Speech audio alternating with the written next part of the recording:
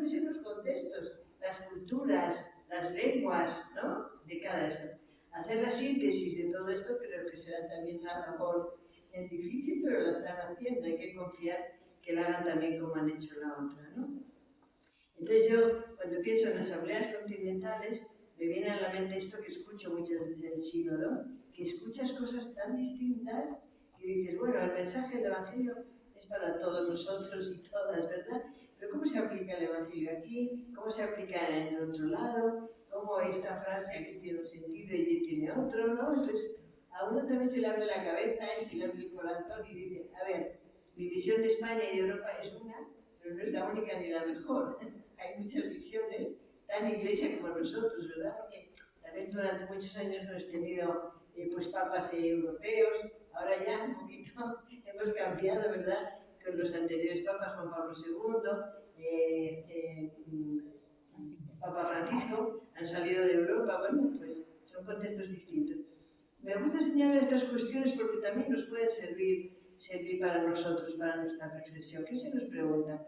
¿Qué intuiciones resuenan más fuertemente con las experiencias y realidades concretas de la Iglesia del continente? O sea, yo hablo de España, pero tengo que hablar de Europa. ¿Cómo pienso yo que es Europa? ¿Y qué diferencias tiene con España? ¿Cuál es el rasgo de Europa? Pues en la síntesis de Europa lo primero que se constata es que somos un continente envejecizo, Europa y América Latina es un continente joven. Bueno, eso son diferencias, son elementos, ni mejor ni peor, hay que partir de la realidad de cada contexto, ¿no? Tenemos nuestra historia. Bueno, ¿qué intuiciones aparecen nuevas o iluminadoras? Porque a lo mejor hay cosas que no hemos considerado o requieren más luz, requieren más fuerza, requieren subrayados, ¿verdad? ¿Qué tensiones o divergencias sustanciales aparecen como importantes siempre desde la perspectiva del continente? Esta es mi diócesis, esta es España, pero más allá de España, ¿qué sucede en Francia? ¿Qué sucede en Bélgica? ¿Qué sucede en toda Europa, verdad? Me diréis, pues no tenemos la visión del continente. Pues no la tenemos tanto como la propia, pero sí que nos llegan cosas, ¿verdad? Sí que, además, con tantos movimientos como hoy día nos cruzamos, o tenemos gente conocida en un lado o en otro, tenemos noticias de los continentes, ¿verdad? ¿Cuáles son las cuestiones o interrogantes que deben abordarse en las próximas fases del proceso, ¿no? Temas recurrentes, prioridades, llamadas a la acción?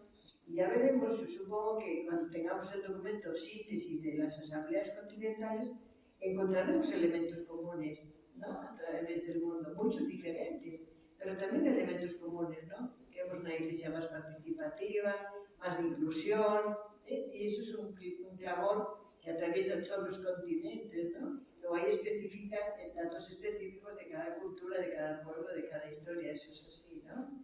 Bueno, siempre hay invitación, como digo, a dar, a proyectar. Los pasos importantes que se han dado, ¿verdad? Cada asamblea continental está llamada a un proceso de discernimiento sobre el documento diocesano, ¿verdad? Del propio contexto local y de redactar un documento final, ¿no?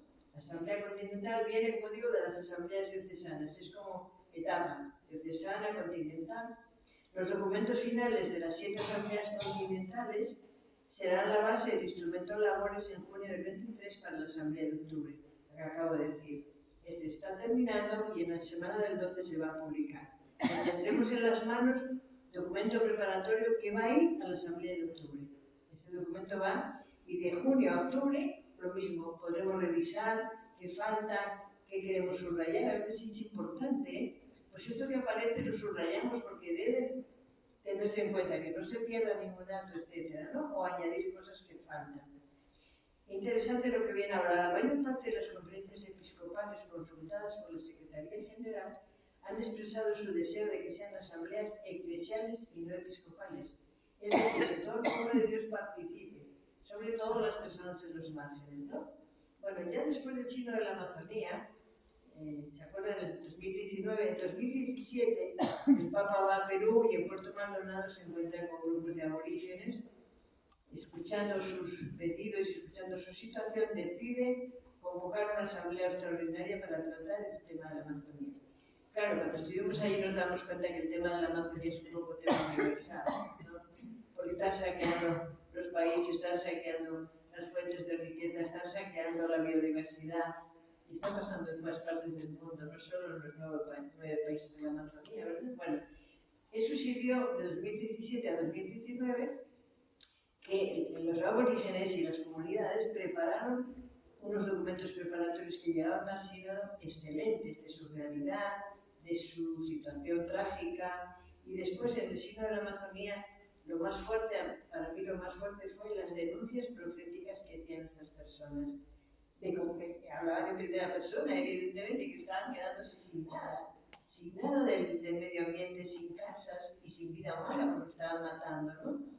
Esas denuncias eran fuertes, proféticas, pero lo mejor de ellos es que nunca tuvieron ningún tono agresivo, violento, de resentimiento, de ataque, sino que decían, esta es nuestra situación, así no podemos vivir, porque nos está faltando toda la biodiversidad, nos está faltando el agua, nos está faltando, ¿no? Entonces fue muy fuerte ese clamor, ¿no?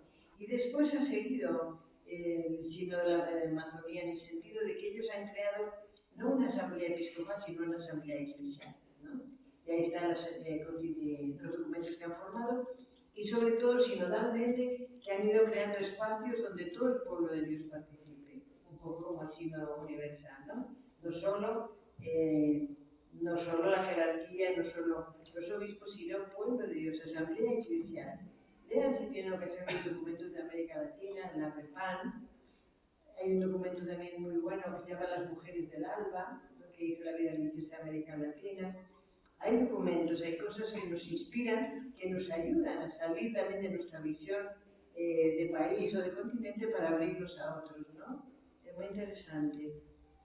El proceso a seguir, el documento de diocesano se envía a todos los obispos, estos organizan discernimiento con las preguntas, cada conferencia, ya nos hemos dicho, sintetiza todo según su modo y contexto, claro. Y todo se comparte en la Asamblea Continental, como ya se hizo antes, con participación, con escucha, con discernimiento, con resonancia, ¿verdad? Cada Asamblea Continental envía un documento síntesis a la Secretaría General. Esto es lo que va a salir ahora, que ya he dicho, ¿no? Entonces, estamos esperando la síntesis de asambleas continentales.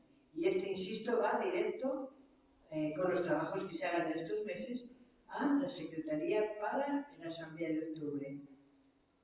Temas pendientes que quedan en el sínodo, en la vida cotidiana, pues el abuso a mujeres de parte de directores y acompañantes espirituales. Esto es una lacra que debemos desterrar, se está dando, ¿verdad? Están saliendo en la prensa. ¿Cómo no seguir cubriendo? ¿Cómo no seguir tapando? ¿Cómo ayudar a esa persona que abusa y a esa que es abusada? Ambas partes, ¿verdad? ¿Cómo nos tomamos esto en serio y hacemos perdón y reconciliación? Nos convertimos a renovar nuestra vida con respeto máximo a la persona humana, ¿verdad? Porque hay abusos de todo tipo, de poder, de conciencia, abuso sexual, etcétera, etcétera, ¿no? Queda pendiente, que lo hemos visto en el sínodo, la reforma de seminarios, ¿no? Ahí se necesita una formación afectivo-sexual para el celibato, para la vida, ¿no?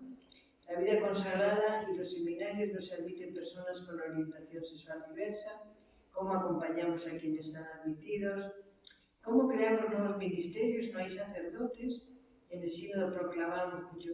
¿Cómo hacemos? La Eucaristía es el centro de la vida cristiana, pero no hay sacerdotes. ¿Cómo hacemos? En la Amazonía, decían los aborígenes, hay una Eucaristía al año en algunas comunidades y en otras cada 3 años. O sea que la gente muere, vive y muere sin auxilios, no se puede confesar, no puede celebrar la Eucaristía. Entonces no podemos crear otras formas pastorales de atención urgente a las personas. Bueno, son temas pendientes, preguntas que quedan ahí, que conviene, yo creo, reflexionarlas, dedicar tiempo, ¿verdad? Y ver cómo podemos dar luz a todo esto. Bueno, había puesto unas preguntas ahí, cómo crecemos en sinodalidad, en la teoría y en la práctica, no solo en lo que sabemos, qué medios tenemos, qué nos motiva. Esto sería un poquito, como decía, recordar. Les invitaría ahora que hiciéramos un momento de silencio, después digo cómo vamos a poder compartir, a poder participar, porque si estamos hablando de participación y hablo yo sola, pues es incoherente, ¿no? Tenemos que hablar todos los que quedamos. Pero hacemos un momento de silencio para volver a quedarme con que me llegó más. más que me tocó el corazón, cuál es mi deseo en este momento de iglesia, por dónde intuyo yo las luces, las obras que tenemos, de qué manera podemos mejorar. Bueno, hacemos en silencio lo que el Señor nos inspire.